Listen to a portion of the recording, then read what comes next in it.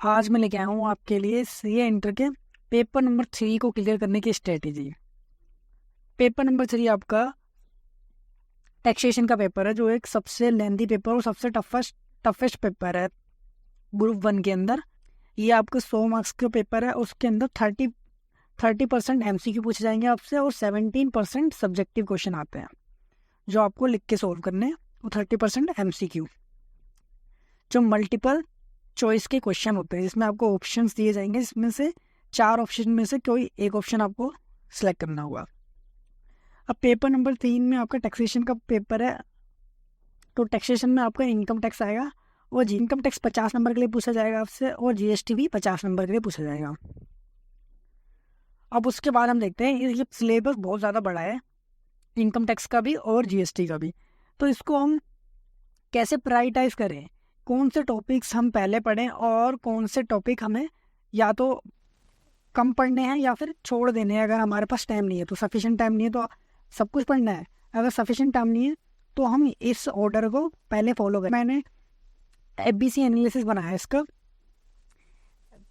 Taxation paper के लिए। ABC analysis बनाया कि जिन टॉपिक को आपको, जो जैसे 100 मार्क्स के पेपर में से 80 मार्क्स का क्वेश्चन मार्क्स आपके इधर से कवर हो जाएंगे।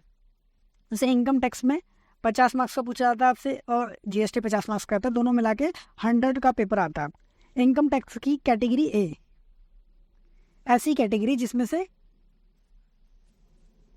35% के आसपास आपके क्वेश्चंस पूछे जाते हैं। तो इनकम टैक्स की ऐसे A कैटेगरी के चैप्टर्स देखते हैं हम। सैलरी 7 मार्क्स का क्वेश्चन आता है, हाउस प्रॉपर्टी से भी 7 मार्क्स का क्वेश्चन आता है। ये सारे ऑल्टरनेटिवली भी आते हैं। कैपिटल गेन 4 मार्क्स के लिए 4 मार्क्स का वेटेज रहता है इसका अटेम्प्ट में।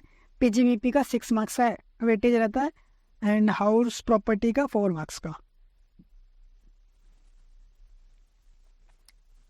Clubbing and deductions, carry forward of losses, इन तीनों टॉपिक में से क्वेश्चंस आता है।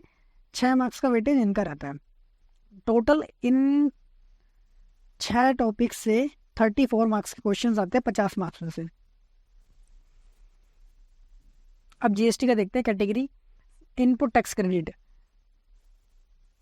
10 मार्क्स का चैप्टर आता है अकेला, input tax credit. Time of supply and value of supply मिला के 6 मार्क्स का चैप्टर आते हैं। 6 मार्क्स का वेटेज है इनका।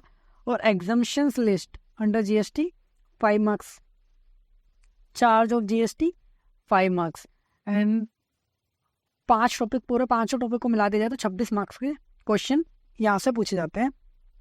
और एक बात मैं बताऊँ आपको, टोटल टॉपिक आपके पास GST के अंदर जो है 15 टॉपिक है, और ऐसे 15 टॉपिक आपके पास इनकम टैक्स के अंदर है।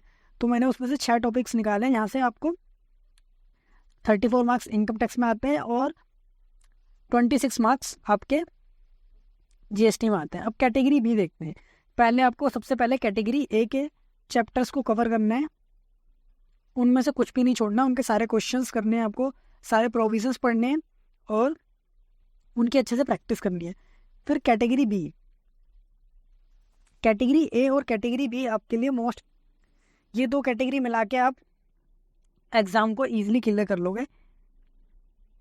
अब कैटेगरी B में देखते हैं। कैटेगरी B में इनकम टैक्स में क्या आते हैं, 4 मार्क्स के लिए आपका रेसिडेंशियल स्टेटस का चैप्टर पूछा जाता है, और income does not form part of total income करके एक चैप्टर है, वो आपका 4 मार्क्स के लिए पूछा जाता है। टोटल मिला के 8 मार्क्स के क्वेश्चंस कैटेगरी B से आते हैं।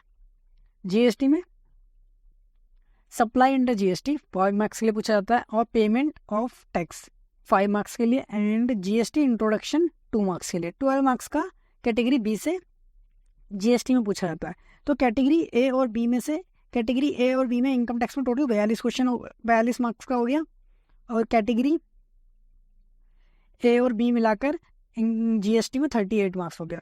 ऑलमोस्ट 90 मार्क्स का जो पेपर है आपका A और B कैटेगरी को मिलाकर आता है। तो आपको A और B कैटेगरी को एक भी चैप्टर नहीं छोड़ रहा है, इनको अच्छे से